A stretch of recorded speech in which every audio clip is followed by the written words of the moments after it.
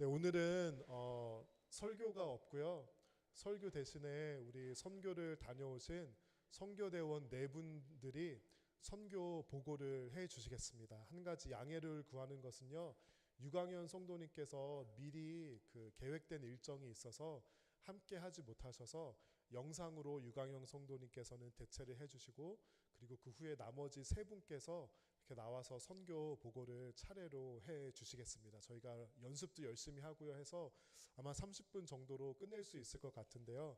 우리 선교 보고를 함으로써 어떤 여러분들에게 전하고 싶은 메시지나 그런 특별한 어젠다는 없습니다. 저희가 보고 듣고 경험한 것을 그대로 성도분들께 말씀드리고, 하나님께서 여러분들의 마음 가운데 감동을 주시기를 바라고 기도하며, 저희가 어떤 포장하지 않고 가장 솔직하게 나눌 때, 나누고 난 다음에 조금 이 두 나라를 위해서 기도하는 시간을 가졌으면 좋겠습니다. 우리 먼저 유광현 성도님의 영상으로 전해지는 선교 보고를 먼저 보신 다음에 쭉 순서대로 이렇게 나와서 선교 보고 해 주시겠습니다.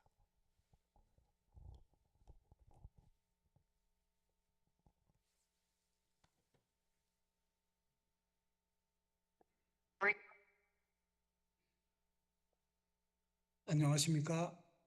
이번에 1월 27일부터 2월 3일까지 파라과이와 볼리비아를 다녀온 유광현입니다. 저는 파라과이 부분만 하겠습니다. 출발부터 쉽지 않았습니다.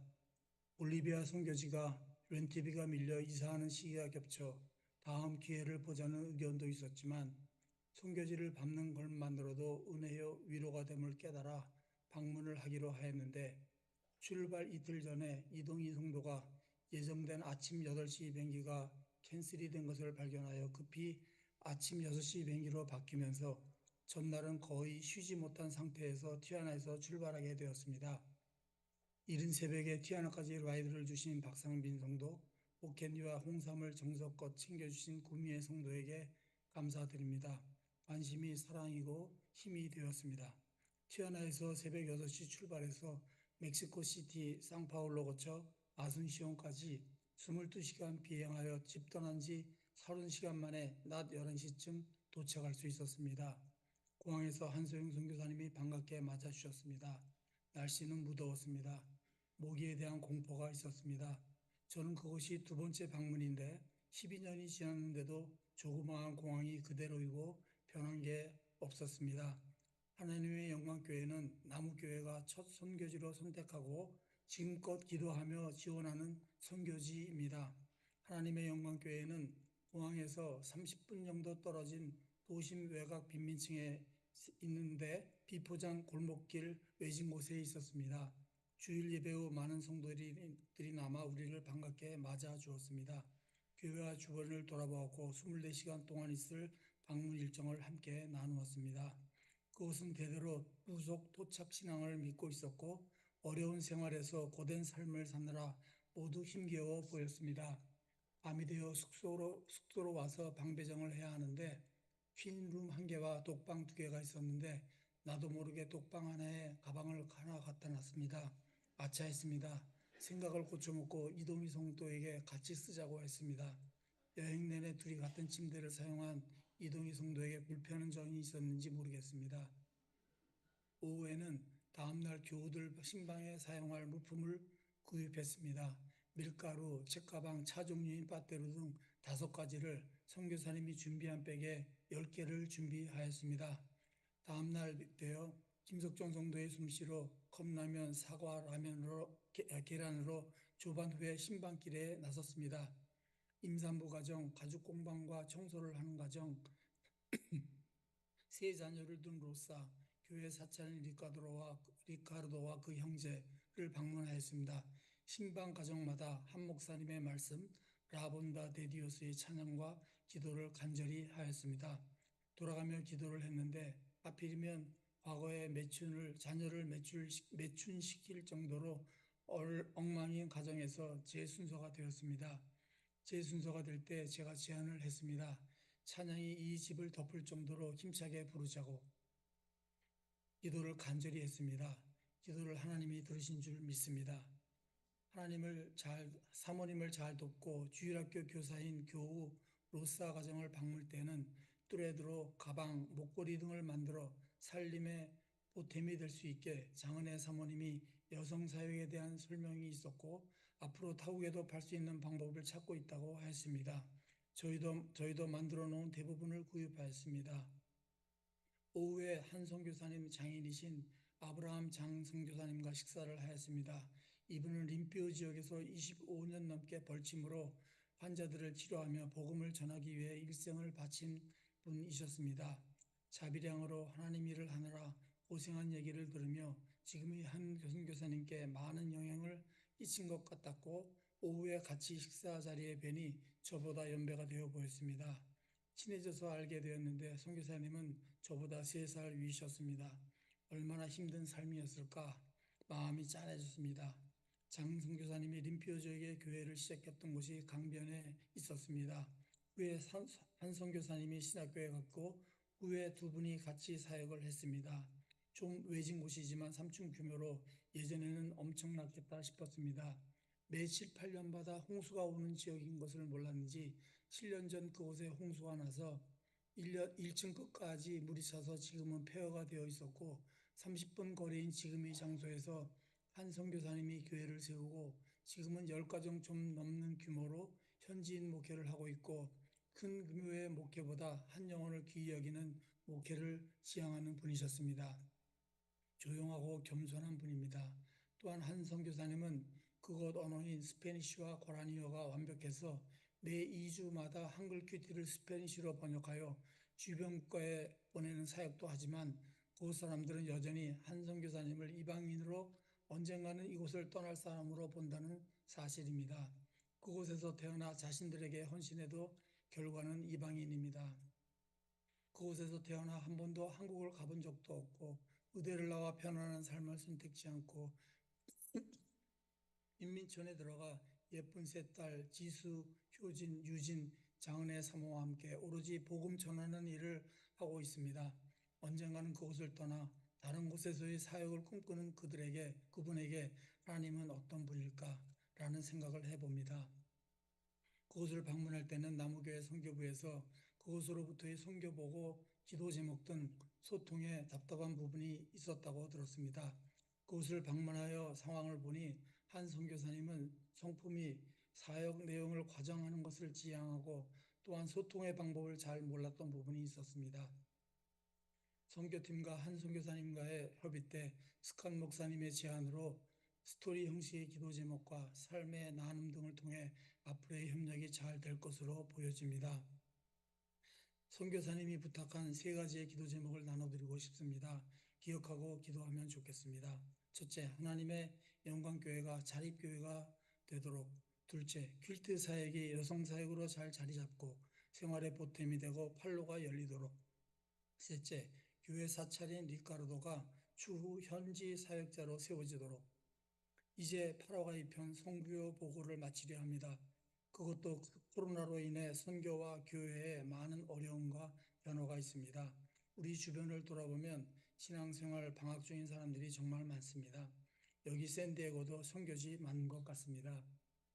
분명한 것은 헌신된 나무교회가 하나님의 복음이 땅끝 어디든 전해지도록 하나님이 원하시는 선교지를 찾고 기도하며 나아가야겠습니다. 우리 모두에게 선교에 대한 관심과 기도가 요구되는 시점입니다.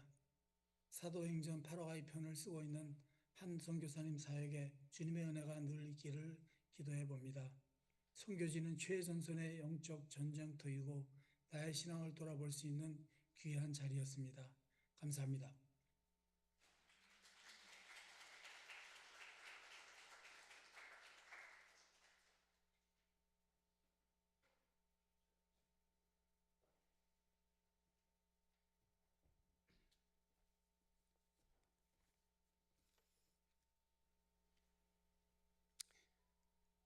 예, 발표에 앞서 잠깐 선교사님 가족을 소개합니다.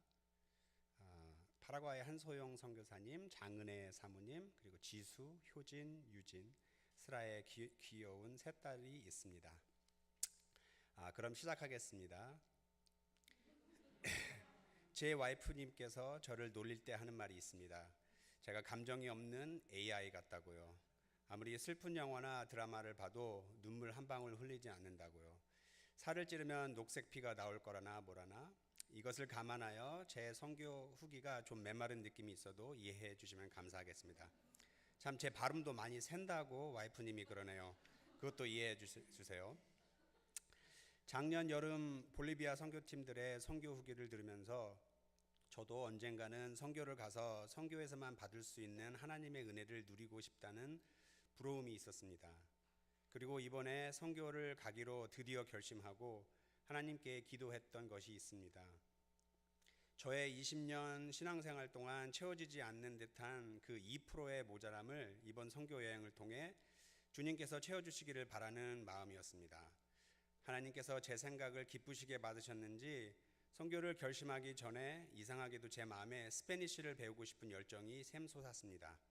그래서 한빛 사모님의 5주 스페니쉬 강좌가 열렸을 때 기꺼이 신청하였고 사모님의 기초 스페니쉬 수업을 발판 삼아 공짜 유튜브 시리즈를 찾아서 공부하기 시작했습니다. 골머리 아프게 컴퓨터 앞에서 하루 종일 일해야 하는 중에 스페니쉬는 단비와 같아서 집에 오면 스페니쉬 공부하는 재미에 푹 빠져 살았는데 이 또한 하나님의 인도해 주신 것 같습니다.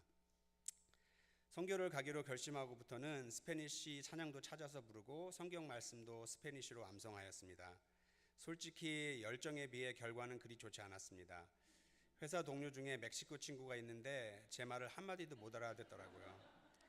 파라과이에 도착하기 전날까지도 스페니쉬를 죽어라 연습했는데 역시 현지인들은 제 말에 뭐 하는 표정이었습니다.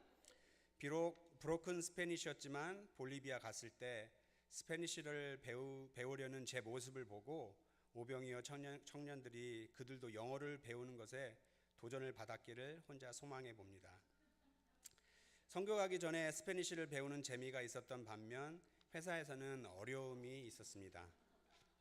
옮긴 지 1년 반쯤 된 회사에서 해고 대상 영순위일 거라는 마음으로 매일 주님만 의지하며 출근하고 있었는데 급한 회사 일 마감 시간과 선교 날짜가 겹치게 되었습니다. 선교 가기 전날 밤까지 일을 마치려고 고군분투했지만 결국 모두 내려놓고 동료에게 일을 맡기고 선교지로 향하자니 마음이 많이 무거웠습니다. 드디어 떠나는 날 새벽 와이프님의 라이드를 받아서 토요일 새벽 3시까지 페냐스키로스 맥도날드 앞에서 모여서 류모 성도님의 진한 기도를 받고 박모 성도님의 헌신된 라이드를 받으며 저희는 티juana로 향했습니다. 와이프님이 말씀하시더라고요. 그날 우리 선교팀이 출동 직전에 독수리 오영제 같았다고. 육체적으로 힘들었던 여행을 지나 이제 돌아보니 남는 건 사람을 통해 일하신 하나님이 보입니다. 원래 4인조가 되어 떠나려던 여행이 마지막 이동희 성도님의 합류로 드디어 독수리 오영제가 탄생하게 되면서 여행 곳곳에서 이 성도님의 활약이 없었다면 우리 선교팀들은 모든 여정을 완수하지 못했을 겁니다. 드라마틱하게 마지막에 선교 여행에 합류하게 하신 하나님의 계획에 감사하고 놀라울 뿐입니다. 그분의 역할은 여행사 에이전트, 분위기 메이커, 맥가이버, 남은 음식 처리반, 타이식 마사지사, 병자 관리, 아이들 케어, 기타 등등 리스트는 끝이 없습니다. 추위를 너무 잘 타서 얼어 죽을 것 같았던 제게 자신을 희생하여 자켓을 빌려주신 우리 이동희 유광현 성도님께 진심으로 감사드립니다. 그리고 유광현 성도님께서 잠깐 언급하신 에어비앤비 독방의 주인공이 바로 저입니다. 여행 중 이렇게 연약한 사람을 참아주신 팀원들 고생 많으셨습니다. 앞으로 제 와이프가 차곡차곡 갚는다고 합니다. 아참, 그리고 센스쟁이 우리 구모 성도님도 감사합니다. 피곤할 때 회복하라고 달달한 목캔디와 홍삼 패키지에 제 AI 심장이 그만 몇 초 동안 뭉클해졌었습니다. 스트리트 스페니쉬의 달인인 유광현 성도님의 인도하심으로 길 잃은 양떼 같은 저희들은 4개의 공항을 지나 거의 24시간의 비행 후에 무사히 파라과이 아순시온에 도착했습니다.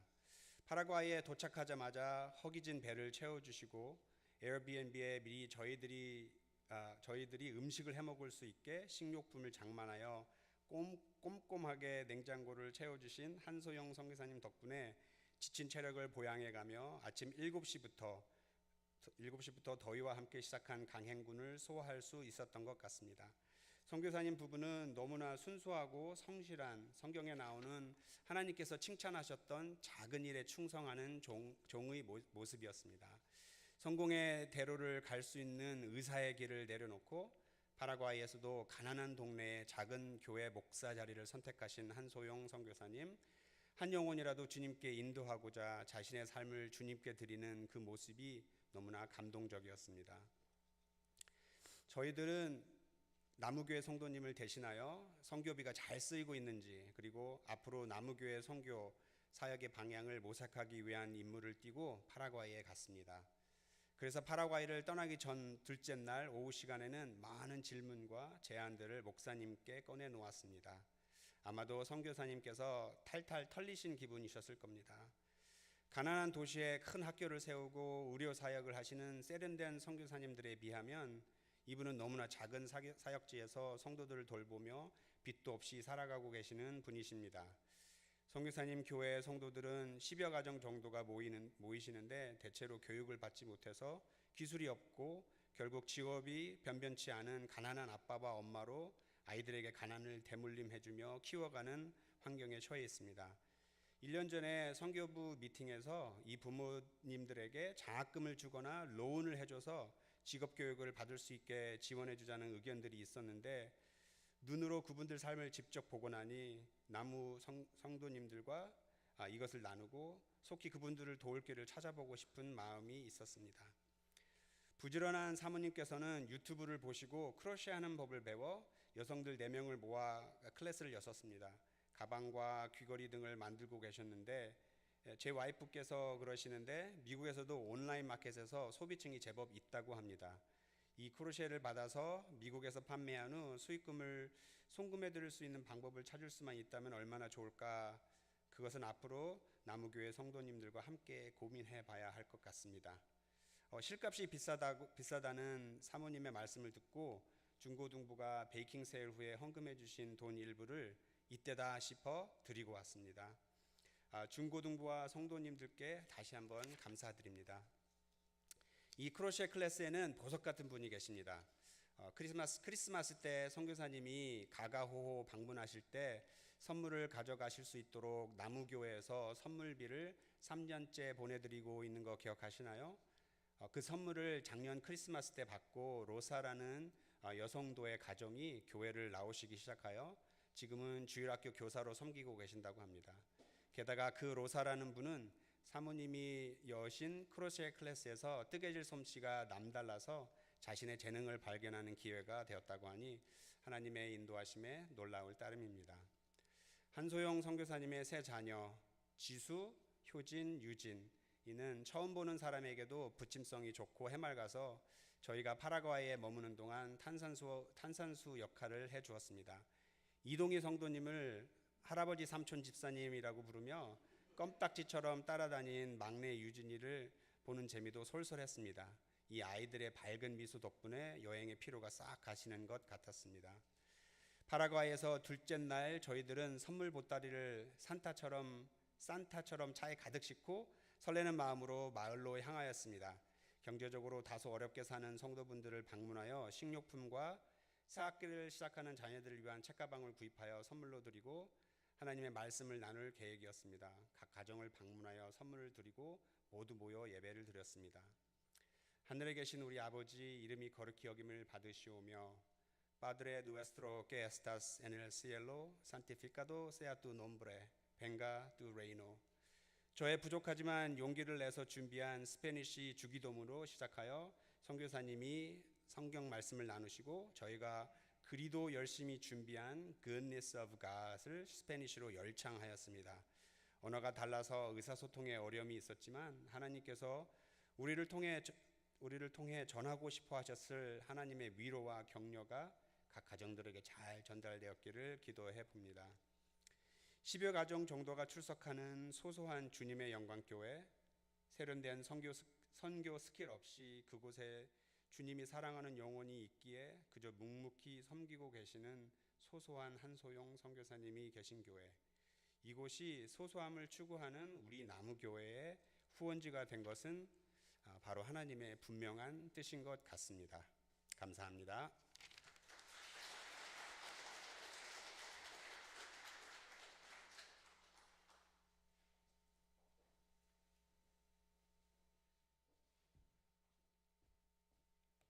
보고 드리기 전에 저는 이번에 김석종 성도님을 통해서 제 직업이 그렇게 많은지 처음 알았습니다. 제가 오지랖이 좀 넓었는데 오늘 저녁에 저는 제 안에는 제가 굉장히 신실하고 정숙한 남자로 알고 있는데 오늘 저녁에 제 밥상에 무엇이 올라올지 궁금합니다. 저 화면이 안 보이는구나. 네, 보고 드리겠습니다. 볼리비아는 작년 6월에 이어 두 번째 방문하는 곳입니다. 전체 인구는 한 1200만, 그 중에서 라파즈가 300만, 엘알토가 100만 정도, GDP는 3,500불로서 세계 125위 수준입니다. 저희가 베이스 캠프 삼아서 움직였던 엘알토는 세계에서 가장 높은 도시인데 백두산의 1.5배, 한라산의 2배 정도 되는 높이입니다. 종교 분포는 개신교가 17%, 캐톨릭이 나머지를 차지하고 있습니다. 다음 장부터 갑니다. 복음 사역 지역은 총 5곳을 중심으로 이루어졌는데 보시는 화면에서 가운데 좌측 위가 엘알토입니다. 사역지 왼쪽 끝에서 오른쪽 끝까지 40에서 50km 정도 되는데 대부분 비포장도로이거나 구부러진 길들이 많았습니다. 다음 장부터 합니다. 1월 30일 오후 4시에 도착해서 바로 다음날 홈레스 사역을 위해서 식재료 준비에 나섰는데 그게 이제 오후 일이고 저녁에는 오병이어 스텝하고 자기소개 시간, 기도 시간을 가졌습니다. 보시는 스크린 오른쪽 하단부에 있는 사진입니다. 다음 장. 1월 31일은 오전에 홈레스들에게 복음 전파를 위한 음식 나눔을 했고 오후는 촌초크로 감옥을 방문하였습니다. 화면의 상단 좌우측 사진이 오전에 음식 준비 및 나눔을 하는 장면이고 가운데 사진은 복음 전파하는 장면, 그리고 화면 좌측 하단은 감옥소 가는 길에 차가 고장나서 약간 어려움을 겪었던 부분이고 오른쪽 사진은 교도소 정문 사진입니다. 상세한 일정은 보시는 바와 같고 저희가 음식 서빙을 할 때 홈레스 한 50분이 모여 있었고 저희는 준비해간 라본다 데디오스 찬양을 했고 또 오후에는 교도소에 복음 전파할 때는 합심 기도와 더불어 성경을 전달하였습니다. 다음 장부터 합니다. 2월 1일은 오전은 어린이 사역, 오후는 오병이어 청년과 저녁 식사가 계획되어 있었습니다. 사진 위쪽 2장은 어린이들과의 시간이고 아래 왼쪽 밑사진은 현지 교인들이 준비한 점심을 나누는 장면, 그리고 그 오른쪽이 청년과의 식사하는 장면입니다. 다음 장이요. 시작 부분에서 두 장만 지내주시겠어요? 저 시작? 아니 그 위쪽으로 시작 부분, 처음 시작 부분.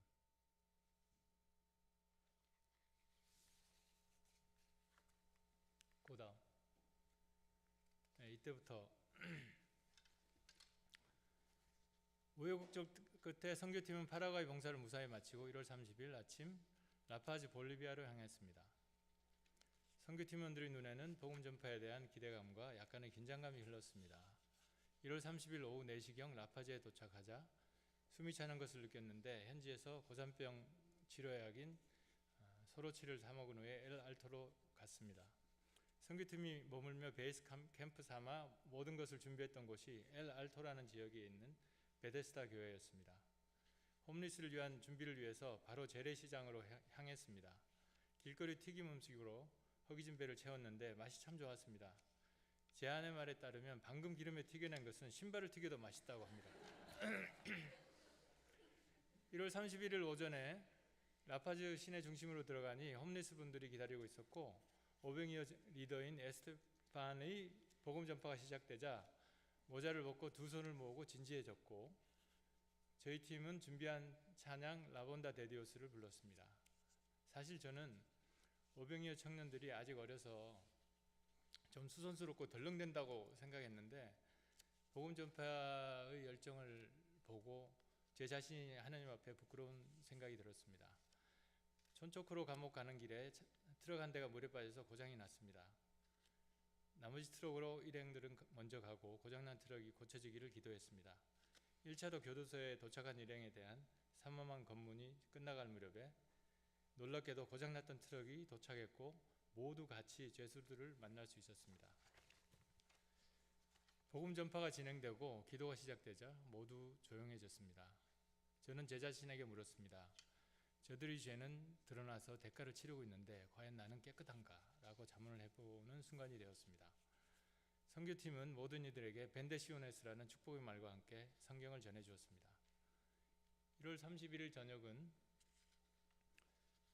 14,000피트 고도 때문에 팀원 모두가 잠을 설치고 피곤한 2월 1일 아침을 맞이하였습니다. 선교팀 전력이 50%가 삭감되는 순간이었습니다.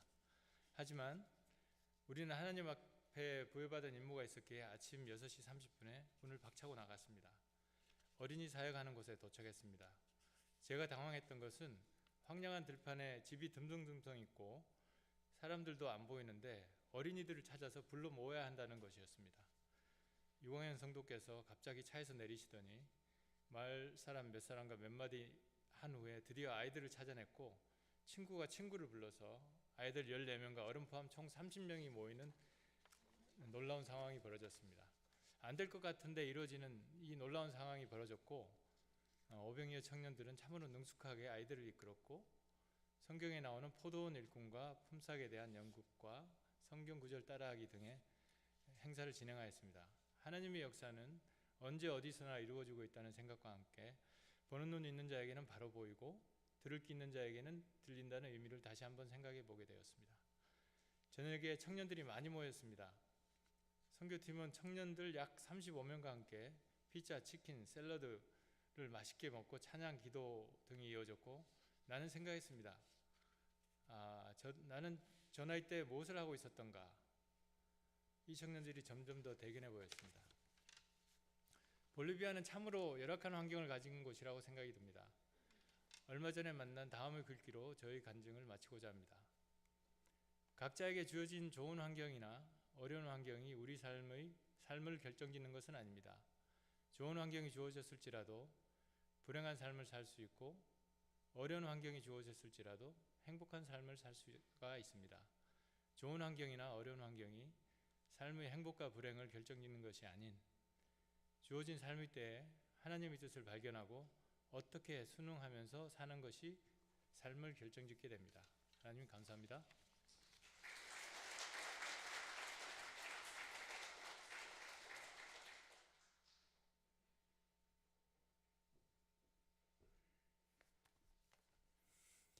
안녕하세요. 먼저 저를 위해서 기도해 주신 많은 분들께 감사드리고 저를 안전하게 지켜주신 하나님께 경배를 드립니다.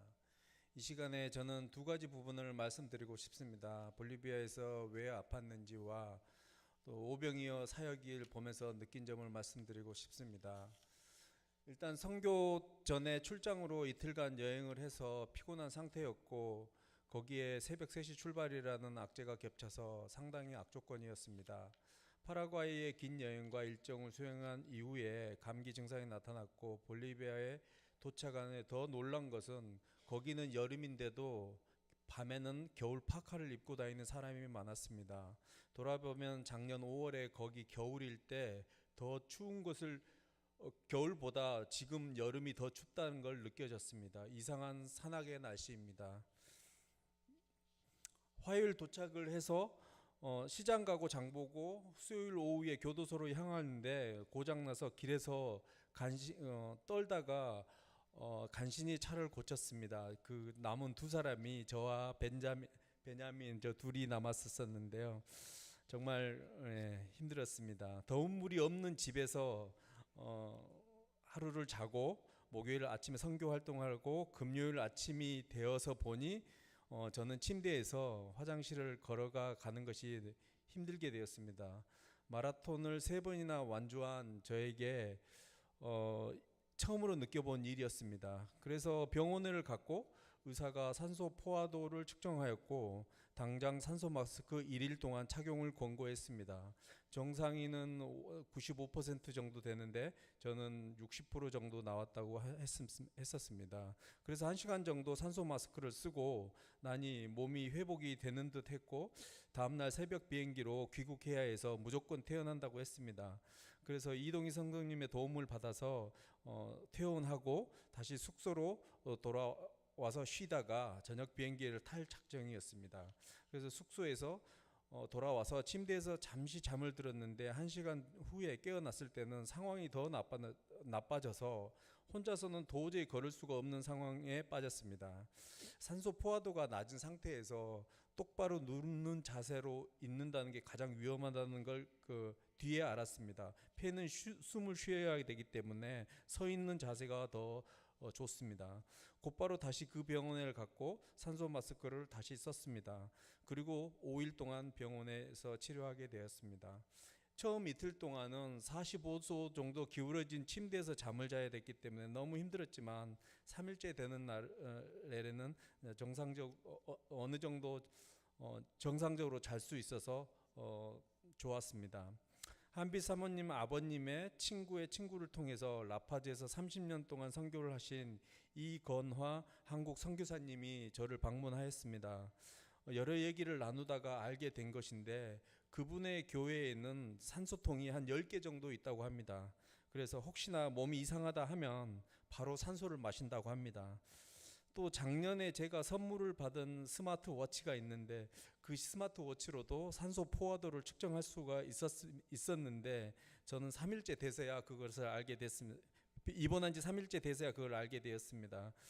그래서 제 생각을 해보면 제가 한 수요일 목요일 정도 몸이 아팠을 때 산소 포화도를 측정하고 이상하다 싶으면 바로 산소를 마실 수 있는 곳을 찾아가서 산소를 마셨다면 토요일 날 새벽에 다른 그 멤버들과 같이 무리 없이 귀국을 할 수 있었을 것이라 생각이 됩니다.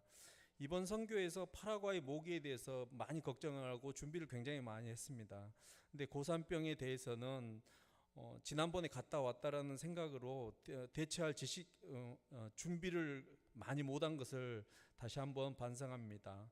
단기 선교인 리더인 제가 소홀한 준비로 인해서 여러 남우교회 성도님께 걱정하게 하고 또 기도로 후원해 주신 걸 너무 감사드립니다. 그럼 다음으로 볼리비아 선교 사역에 대해서 말씀을 드리겠습니다. 먼저 목요일 오전 농촌 교회에 성경 학교를 마치고 현지 교회 목사님이 준비하신 식사를 하기 전에 찬양하는 것을 찍었는데 볼 수 있을까요? 혹시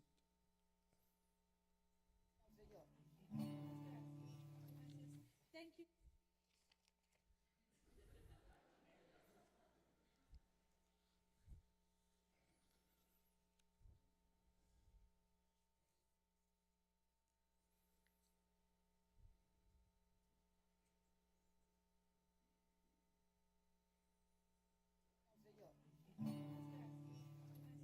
Thank you, Jesus. Thank you, Jesus. Gracias al Señor, demos gracias. Demos gracias por su amor. Demos gracias al Señor, demos gracias. Demos gracias por su amor.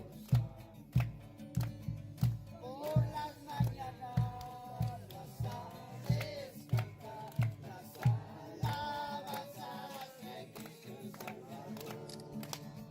Y tú, hermano, ¿por qué no cantas las alabanzas de Cristo Salvador? Solamente en Él, la salvación se encuentra en Él. No hay otro nombre dado a los hombres, solamente en Cristo, solamente en Él. 아이들이 학교를 안 가는 방학이어서 이 현지 교회와 연합을 해서 이렇게 아이들을 성경학교를 했고 영상 속에 청년들은 현지 그 교회 청년들이 오병이어 청년들이 같이 둘러서 있었던 것입니다. 즐거워하시는 현지 목사님을 보고 저도 너무나 즐거웠고 이번 선교 여행의 최고의 순간으로 기억됩니다. 그리고 이 사진은 목요일 밤에 35명 정도 모인 오병이어 봉사자들과 함께 피자와 치킨을 나누는 사진인데 많은 청년들이 모였고 그 중에는 6개월 전에는 보지 못했던 많은 새로운 청년들이 있었습니다. 즐거운 교제의 시간이 있었고 이 장소는 오른쪽에 있는 사진, 이 장소는 이글레시아 베네스타라고 난 교회의 본당의 장소입니다. 오른쪽 사진은 교회 입구 사진인데요. 입구는 적지만 그 안에 들어가면은 굉장히 큽니다. 현재 볼리비아 오병이어는 당분간 이 교회를 거점으로 사역을 진행할 계획이라고 합니다. 이 교회는 성도 120명 정도 되는 교회로 조엘 목사님과 시몬 두 목사님이 목회를 하고 있습니다. 오병이어 선교단체의 정식 명칭은 Oaks of Righteousness Ministry, 간단히 줄여서 ORM이라고 스스로들을 불립니다. 한국어로는 의의 나무라고 번역을 하고요. 2009년부터 LA 페사디나에서부터 음식 나누는 사역으로 시작하여서 현재는 멕시코, 브라질, 아르헨티나, 볼리비아에 선교 거점이 있고 한국에도 여러 지역에 단체가 형성되어서 참여하고 있고 현재는 일본에 거점을 세워서 거기에 집중을 하고 있는 상황입니다. 참으로 많은 곳에서 하나님의 말씀과 음식을 같이 나누는 일을 하고 있습니다. 하지만 앞서 언급되었듯이 볼리비아 오병이어는 뷰라 카페라는 사역 거점으로 해서 진행되다가 밀린 렌트비 때문에 단기 선교 일주일 전에 퇴거 조치를 당했습니다. 저희 나무교회가 작년 6월에 밀린 렌트비 때문에 13,000불이나 되는 큰 헌금을 보냈습니다. 그때 저희는 더 이상 재정 상황이 악화되지 않기를 간절히 빌었고 또한 그때 ORM 본부에서 더 이상 ORM 본부에게 더 이상은 나무교회가 큰 돈을 도울 수는 불가함을 알렸습니다. 그 이후에 매달 선교비로 저희는 1,200불을 보내고 있었지만 그것만으로는 카페 렌트비와 사역비가 절반도 안 되기에 이런 사태는 이미 예견이 되었었습니다. 그래서 저희들 바람은 볼리비아에 들어오는 선교 비용에 맞추어서 합리적으로 작은 공간으로 이동해서 볼리비아 사역을 잘 정비하기를 빌었고 그렇게 해달라고 의견을 전달했지만 ORM 본부는 다른 지역이 바빠서 그런지 퇴거를 당하는 그때까지 아무런 대책을 못 내놓았습니다. 안타까운 일이고 어찌 보면 좀 무책임한 일이라고 생각합니다. 현재 이사한 베데스타 교회는 청년들의 리더인 에스테반이 다니는 교회입니다. 아시겠지만 30여 명이나 되는 여러 봉사자들은 다 다른 교회를 다닙니다. 4년 정도 진행 공간에서 쫓겨나 이사를 한다고 얘기를 들었을 때 마음이 아팠습니다. 말은 안 했지만 무지 힘들었을 것입니다. 위쪽 사진의 왼쪽부터 에스테반, 그다음에 시몬 목사님, 조엘 목사님, 그리고 베데스타 교회의 두 청년들입니다. 어려운 시기에 오병이어 청년들이 이 두 목사님의 영적 물적인 도움으로 현재의 사역을 중단하지 않고 잘 이겨나가기를 기도합니다.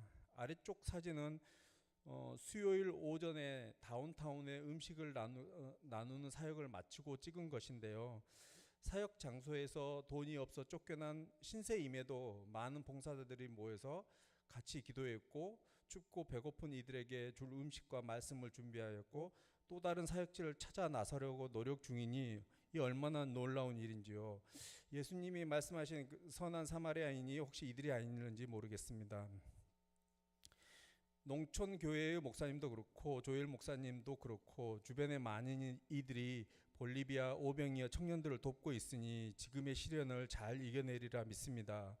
볼리비아 청년들이 너무 멋있습니다. 그리고 사랑합니다. 성도 여러분 기도로 볼리비아 청년들을 후원해 주시길 부탁드립니다. 감사합니다.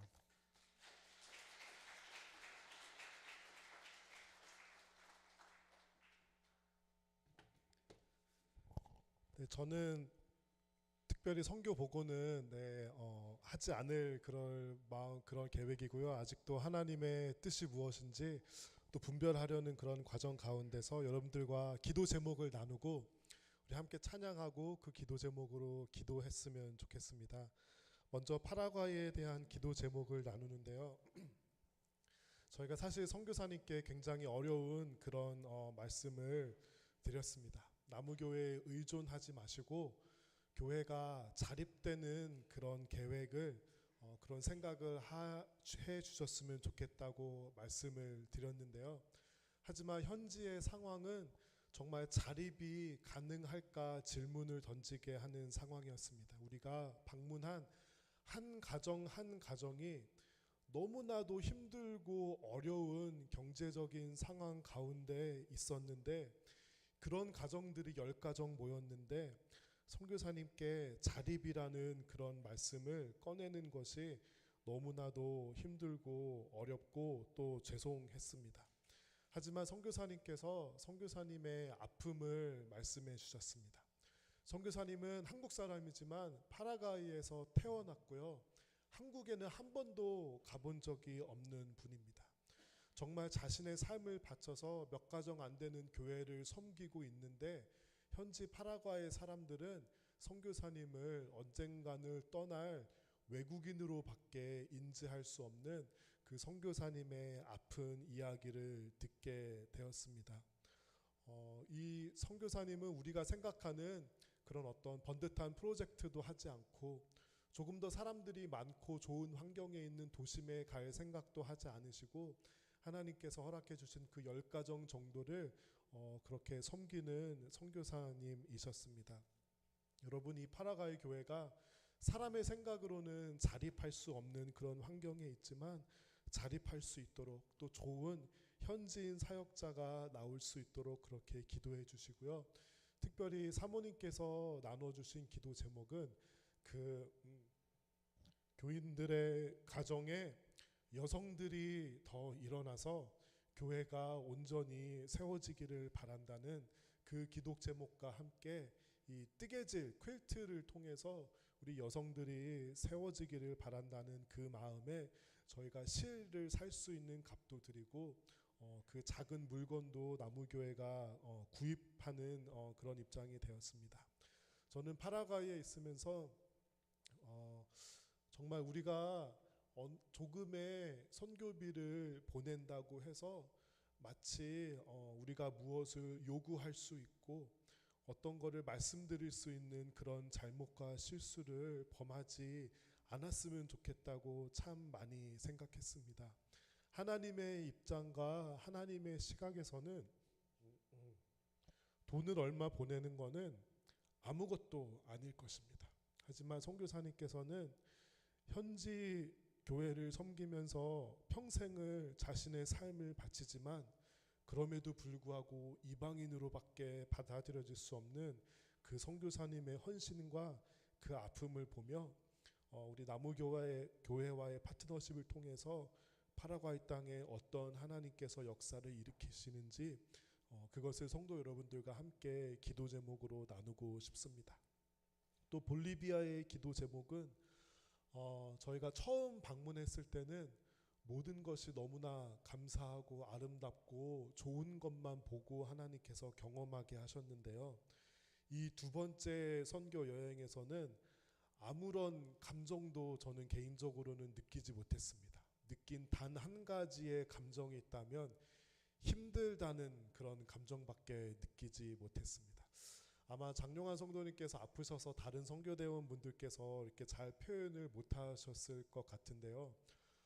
정말 신체의 한계 선상에서 잠도 못 자고 제대로 먹지도 못하고 고산지대에서 있으니까 정말 너무나도 힘들었습니다. 볼리비아에서 느낀 그 감정은 황무함 그 한 가지였습니다. 하지만 하나님께서 첫 선교 여행을 보내시고 또 이 두 번째 선교 여행을 보내시면서 저희 선교팀이 이 두 번째 여행에서 몸으로 느낀 것이 아마 그 척박한 볼리비아 땅의 현실을 더 정확하게 나타내는 것 같습니다. 정말 황량하고 척박한 땅입니다. 저희가 떠나기 전에 선교 본부에서 렌트를 내지 못해서 퇴거당하는 그 일들을 듣고 또 저희가 그 과정 가운데 함께하면서 하나님의 뜻과 하나님의 마음이 어디에 있을지 그렇게 정말 분별하려고 노력하였고, 지금도 사실은 하나님의 마음과 뜻을 분별하려고 노력하는 그런 과정 가운데 있었으므로 저는 아무런 선교 보고를, 정리되지 않은 선교 보고를 드릴 수 없었습니다. 여러분, 우리가 선교지를 지원할 때 돈 몇 푼을 보내는 것으로 어떤 목소리를 내고 원하는 것을 요구할 수 있다는 그런 생각을 다 내려놓았으면 좋겠습니다. 선교지의 척박하고 황량한 그 땅의 사역을 평가하고 우리가 판단하려는 그런 모든 생각과 시도와 노력을 내려놓습니다. 볼리비아 땅을 향해서 하나님께서 그 땅을 향해 가지신 그 뜻이 무엇인지, 하나님의 복음의 역사가 어떻게 펼쳐지는지 저는 두 눈을 부릅뜨고 지켜보려고 합니다. 그곳에는 확실한 필요가 있습니다. 어쩌면 나무교회를 향해서 가진 기대가 있을지도 모릅니다. 하지만 하나님의 복음의 역사를 더욱더 잘 분별하고 방해하지 않기 위해서 저희가 재정으로 해결할 수 있는 것을 다 내려놓고 포기했습니다. 그런 방법을 택하지 않고 그런 일들을 우리가 하지 않으며 온전히 복음의 역사가, 하나님의 뜻이 그 파라과이 땅과 볼리비아 땅에 펼쳐지기를 여러분 기도해 주시기 바랍니다. 우리 이 찬양을 함께 우리 찬양팀 나와주시고 일어서서 부르면서요, 이 선교지의 상황들과 또 여러분께서 보신 이야기와 또 사진들을 보면서 함께 이 찬양을 부르고 이 두 곳을 위해서 기도하겠습니다.